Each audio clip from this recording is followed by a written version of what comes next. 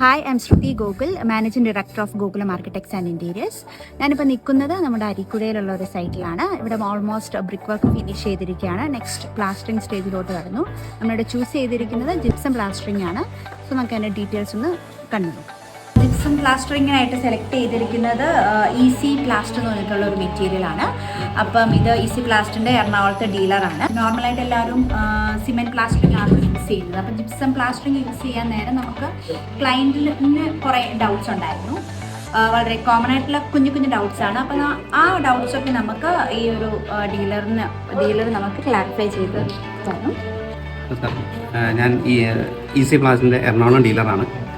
ഞങ്ങളിവിടെ ഉപയോഗിച്ചിരിക്കുന്ന easy പ്ലാസ്റ്റിൻ്റെ premium quality മെറ്റീരിയലാണ് നമ്മൾ ഉപയോഗിച്ച് ഈ വീട് പ്ലാസ്റ്റ് ചെയ്യാൻ തുടങ്ങിയിരിക്കുന്നത്.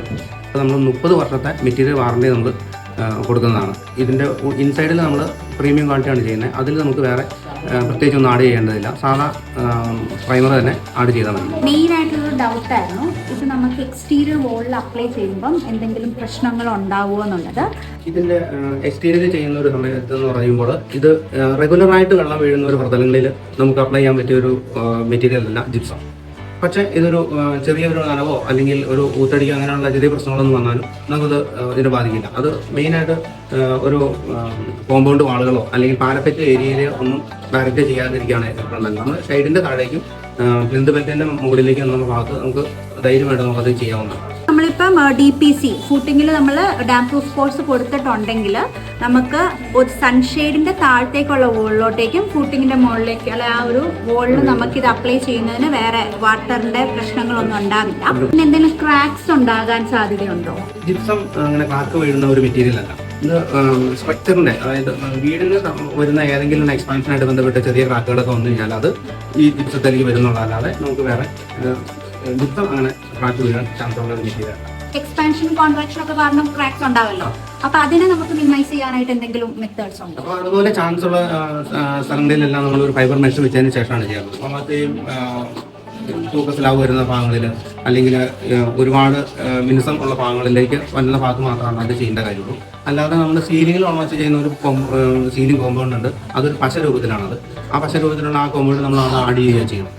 ബാത്റൂം വോൾസിൽ എങ്ങനെ നമുക്കിത് ബാത്റൂം വോൾസിന് നമ്മളത് ചെയ്യാറില്ല. ഡയറക്റ്റ് വാട്ടർ റൺ ഓഫ് ഉള്ള ആ ഒരു സ്ഥലത്ത് മാത്രമാണ് നമുക്ക് ജിപ്സം പ്ലാസ്റ്ററിങ് യൂസ് ചെയ്യാൻ പറ്റില്ലാത്തത്.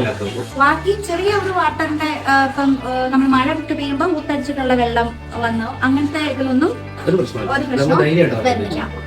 അപ്പൊ ആ ഒരു ഡയറക്റ്റ് വാട്ടറിന്റെ ആ ഒരു പ്രസൻസ് ഉണ്ടാവുന്നത് റൺ ഓഫ് ഉള്ള ആ ഒരു സ്ഥലത്തോ അല്ലെങ്കിൽ വെള്ളം എപ്പോഴും ബാത്റൂമിന്റെ ഒക്കെ നമുക്കറിയാലോ, വോൾട്ടൈൽ ആ ഒരു പോർഷനിലൊക്കെ എപ്പോഴും വെള്ളത്തിന്റെ പ്രസൻസ് ഉണ്ടാവുള്ളൂ. അപ്പൊ അങ്ങനെയുള്ളിടത്ത് ചേട്ടൻ ഇത് ചൂസ് പറയുന്നില്ല. അതല്ലാതെ എക്സ്റ്റീരിയർ വോൾസിൽ സൺഷെയ്ഡിന്റെ താഴെ ബോട്ടത്തില് നമുക്ക് കൊടുക്കുന്നതിന് കുഴപ്പമില്ല. സൺഷെയ്ഡിന്റെ മേലോട്ടേക്ക് വരുമ്പോൾ എന്താണെന്ന് വെച്ചാൽ പറഞ്ഞ പോലെ വാട്ടർ എപ്പോഴും വെള്ളം മഴക്കാലത്തൊക്കെ വരാൻ സാധ്യത ഉള്ളതുകൊണ്ട് അവിടെ അത് അത്ര ആപ്റ്റ് അല്ല എന്നാണ് പറയുന്നത്. പിന്നെ ഇതിന്റെ അടുത്തൊരു ഇതെന്താണെന്ന് വെച്ചിട്ടുണ്ടെങ്കിൽ ഇതിന്റെ ഡ്യൂറബിലിറ്റി ആണ്. ഇത് എത്ര വർഷം വരെ ആണ്? 30 വർഷം വരെ കമ്പനി മെറ്റീരിയൽ വാറണ്ടി കൊടുക്കുന്നുണ്ട്. അതായത് നിങ്ങളുടെ സർവീസ് ഉണ്ടാവും, നമുക്ക് എന്തെങ്കിലും ഒരു ക്രാക്കോ അങ്ങനെ എന്തെങ്കിലും നിങ്ങളുടെ പ്രൊഡക്റ്റിൽ നിന്ന് ഉണ്ടാകുന്ന ഒരു മിസ്റ്റേക്ക് കാരണം വരുന്നതാണെന്നുണ്ടെങ്കിൽ 30 years നിങ്ങൾ വാറണ്ടി പറയും. തീർച്ചയായിട്ടും നമ്മളത് വന്ന് കമ്പനി നാളെ വന്നു കഴിഞ്ഞാൽ അത് തീർത്ത് കൊടുക്കുന്നതാണ്. പിന്നെ നമുക്ക് ഇനി ഇതിന്റെ അറിയേണ്ടത് ഇതിന്റെ ഒരു എങ്ങനെയാണ് വർക്കിംഗ് പ്രൊസീജിയർ. സൈഡ് നമ്മൾ തൂക്ക് നമ്മൾ വീഡിയോയിൽ കണ്ടിരുന്നു. അതുപോലെ തന്നെ ഓരോ പീസ് വെച്ച് തൂക്ക് വെച്ചതിന് ശേഷം അത് മാല് വെച്ച് ചരട് പിടിച്ച് പിന്നെ ലെവൽ മാലിങ് ഫുള്ള് വെച്ചതിന് ശേഷമാണ് അത് അപ്ലൈ ചെയ്യുന്നത്. ഇതെങ്ങനെ എത്ര ലെയേഴ്സ് ആയിട്ടാണ് അപ്ലൈ ചെയ്യുന്നത്? അത് ലെയർ ആയിട്ടാണ് ചെയ്യുന്നത്. അതൊരു 4 ലെയർ 5 ലെയർ എന്നുള്ള രീതിയിൽ വരുന്നത്. അതിൻ്റെ വെള്ളത്തിൻ്റെ അളവനുസരിച്ചിട്ടാണ് അത്.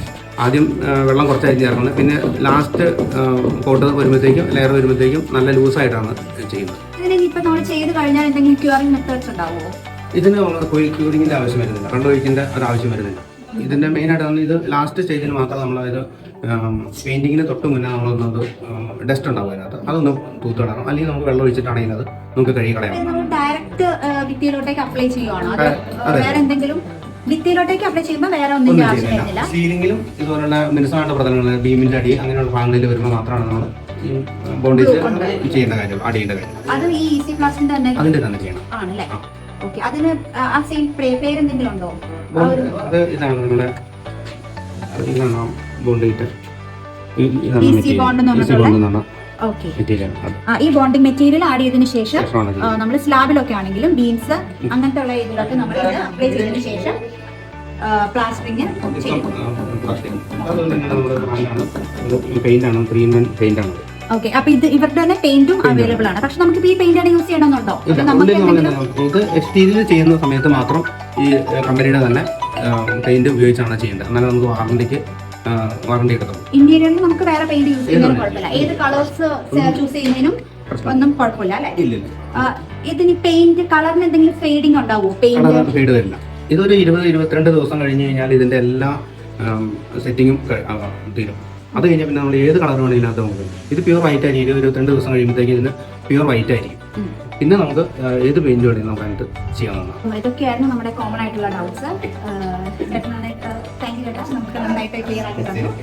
അപ്പൊ നമുക്ക് ബാക്കി ഇതിന്റെ പ്രൊസീജിയേഴ്സ് എല്ലാം വീഡിയോയിൽ വാച്ച് ചെയ്യാം.